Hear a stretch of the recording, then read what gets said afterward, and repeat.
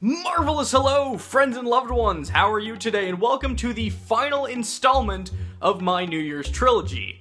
We've talked about games I loved, we talked about games I wish I'd played, and now we're going to talk about games I want to play very soon. It's my top 10 most anticipated games of 2018. Now, admittedly, I always feel a little weird doing lists like this because saying the games I most want to play almost sounds like I'm just saying, hey, here's 10 games that might just be on my top games of the year next year. But you know what? We're gonna try something new this New Year's. Before I get started, I do have a couple of rules I want to get out of the way, meaning some games I am excited for are going to be excluded. 1, I'm limiting myself to games on consoles I currently own, so no Kirby Star Allies. 2, the game has to have an official confirmation of some sort of a 2018 release, so as of right now, no Shin Megami Tensei 5. And lastly, it has to be a game that's been officially announced and not just a working project. So while Untitled Ace Attorney game could come out in 2018, I'm leaving it off for now. And I just realized that all 3 of my examples were Switch games. Man, I really need to get a Switch this year. Let's get started. Let's start this list off with a game that's coming out in just a couple of days. Digimon Story Cyber Sleuth Hacker's Memory. Release date, January 19th. Now, I loved the original Cyber Sleuth. It's a fantastic title that gave my Vita a lot of use, and I just really liked playing a Digimon RPG again. I haven't done a lot of digging into Hacker's Memory, but from what I've seen, it seems like they're really working hard to bring the actual virtual pet aspects of raising Digimon into the gameplay, which I think will make for a memorable title this year. BlazBlue Cross Tag Battle. I mean, it's a BlazBlue game with Persona 4 characters in it. And also these people. And they're all fighting each other. Look, I'll be frank, my knowledge of BlazBlue is limited, and my knowledge of Undernight Inbirth and Ruby is non-existent. But seeing all 4 of these series clashing together like this, I'm pumped just to see what the story mode is going to have in store. This game is going to be nuts, and I can't wait. Watam, and I don't even know if I'm pronouncing that correctly. Release date, 2018. I don't really know what I'm looking at right now. I have only the vaguest of vague ideas of what to expect from this game, but it's brought to us by Keita Takahashi, the man who brought us Katamari Damacy, a series I absolutely adore. So whatever this crazy confusing title brings to the table, I'm sure it will have me smiling from ear to ear. As I'm sure you've noticed from some of my previous videos, I don't play a lot of AAA titles. But every now and then, one will pop up that catches my interest in just the right way. Far Cry 5, release date March 27th. Far Cry is a series I've always just kind of not played. It always looks fun, people always tell me it's good, I found Far Cry 4 for fewer than $10 at GameStop, and yet, I just haven't played it. Well, I'm hoping to change that with Far Cry 5. The setting, characters, and storytelling already set up from trailers tell me I'm in for an adventure. It's gonna be a good time.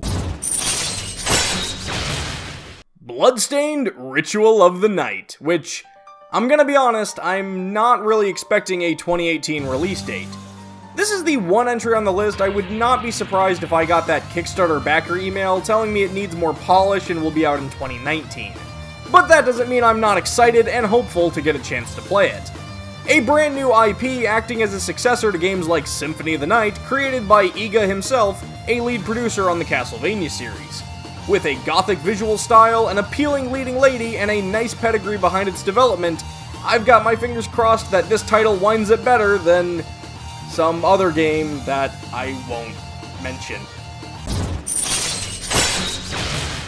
Look, I'm just gonna cheat and bundle these all together, okay? There are a lot of Megami Tensei games coming out this year, so let's just get this over with. D2 Shin Megami Tensei Liberation for mobile devices, Persona 3 Dancing Moon Knight, and Persona 5 Dancing Sun Knight for the PlayStation 4 and PlayStation Vita, and that's it. That's literally it. No other Megaton games are coming out this year. Nope, none at all. Certainly nothing on the 3DS worth discussing any further. But yeah, I'm still gonna buy it. I enjoy Telltale games. I think they do a lot of great work bringing us these episodic adventure titles. My first experience with The Wolf Among Us was last year when a good friend of mine let me play through it at his place, and I really liked it. So naturally, when Season 2 was announced, letting us know we'd be going through a new supernatural fairy tale mystery with everyone's favorite big bad wolf, I quickly got on board for Season 2. But while I'm here, hey, Telltale, speaking of Season 2s, maybe in 2019? I'm just saying. Now, I'm not usually the type of person to say who wins E3, but Sushi Striker: The Way of Sushido totally won E3.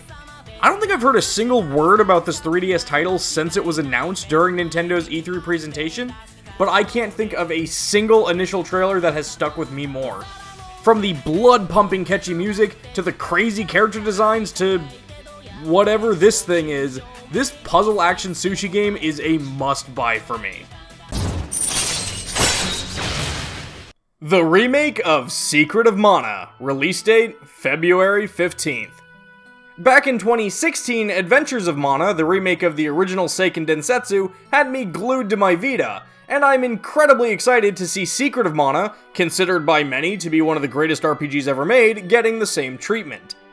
I'm also hoping this game does well, because they remade Adventures, they remade Secret. If things go well for the series, they may go ahead and remake Seiken Densetsu 3, and we could finally get that game over here, since, you know, no one decided to localize that Switch collection. Not that I'm, you know, mad about that or anything. One of my favorite gaming memories was getting Monster Hunter 4 for the 3DS and playing it with friends. Cooperating to take down giant beasts, or even just discussing our progress and armor was a great time. And with Monster Hunter World bringing this experience to HD home consoles in just over a week from today, and with nearly everybody I know anticipating this one, this is the first game in a good while I've longed to pick up and play with friends. And it is definitely my most anticipated title of 2018. So there you go, 10 games coming out in 2018 that I'm really excited for, and naturally I couldn't talk about them all, but 2018 is shaping up to be a pretty great year for games. You've got Kingdom Hearts 3, Soul Calibur 6, the new No More Heroes. Honorable mention to Space Venture, because I'm really not sure if that's coming out this year or not. And so many more. So I hope you've all enjoyed this trilogy of New Year's videos I did to kick off 2018. If you like the content, please consider subscribing so you don't miss out on any videos in the future. And until next time, take care. Bye-bye.